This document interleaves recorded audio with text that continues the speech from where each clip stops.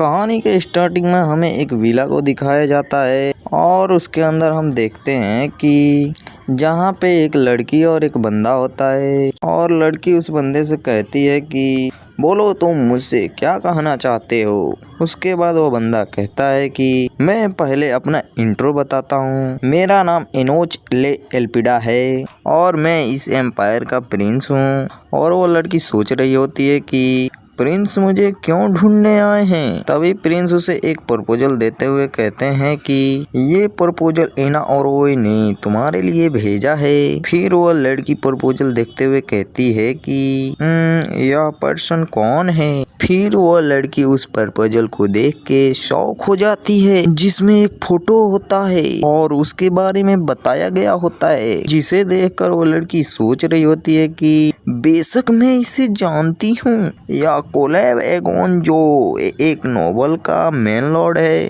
और इसे एल्पिडा का फूल बहुत पसंद है। और उसके बाद वह प्रिंस से कहती है कि तुम ड्यूक का पिक्चर क्यों दिखा रहे हो। और प्रिंस कहता है कि मैंने तुमसे कहा था कि मैंने तुम्हारे लिए एक प्रपोजल बनाया है जिसमें तुमको ड्यूक को सेड्यूस करना होगा।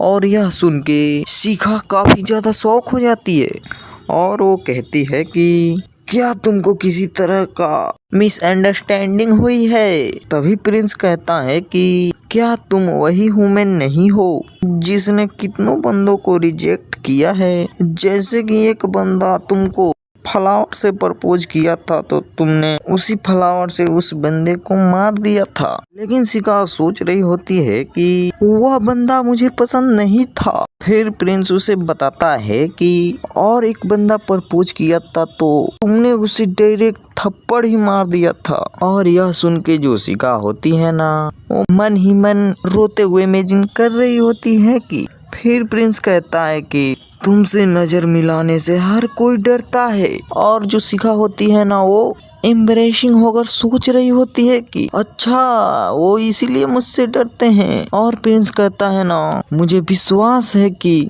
तुम समझ गई होगी मेरा कहने का क्या मतलब है। और तभी शिखा कहती है कि नहीं नहीं मैं नहीं कर सकती। फिर प्रिंस जाते हुए कहता है कि मुझे परवाह नहीं है कि तुम कैसे करोगी, बस तुम कैसे भी ड्यूक को अपने प्यार में ट्रैप करो। फिर शिखा कह रही होती है कि मुझे लगता है कि तुमने इस जॉब के लिए रॉन्ग पर्सन को चुना है। फिर सीन शिफ्ट होकर हमें कुछ हफ्तों पहले का सीन दिखाया जाता है जहाँ पे शिखा ऐनक में देखते हुए कहती है कि ये कौन है। ये चेहरा मेरा नहीं है, कहीं मैं ड्रीम तो नहीं देख रही हूँ। नहीं, ये ड्रीम नहीं हो सकता। जब मैं रास्ते से घर जा रही थी तो मेरा कार एक्सीडेंट हो गई और मरते समय मेरा फाइनल विचार यह था कि मैं जो नोवेल पढ़ रही थी उसे पूरा ना पढ़ने का रिग्रेटिंग हो रहा था।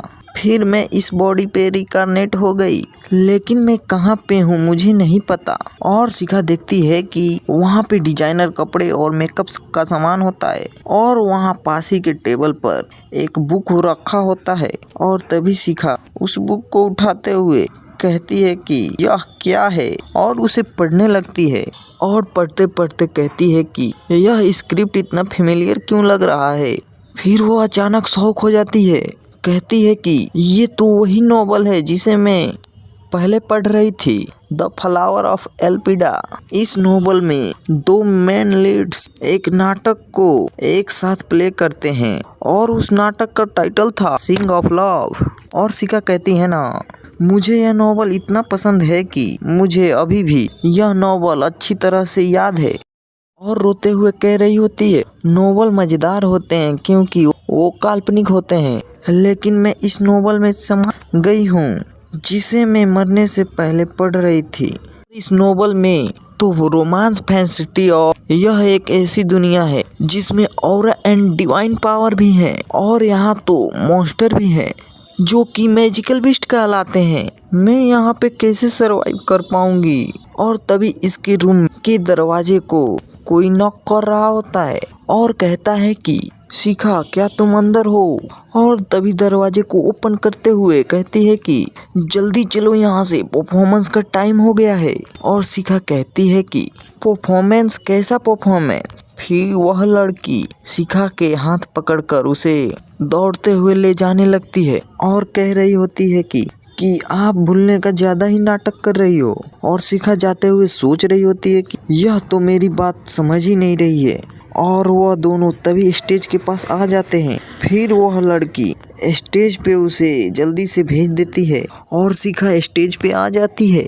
स्टेज पे आने के बाद उसके ऊपर लाइट को फोकस किया जाता है और शिखा को देखकर ऑडियंस चीयर कर रहे होते हैं।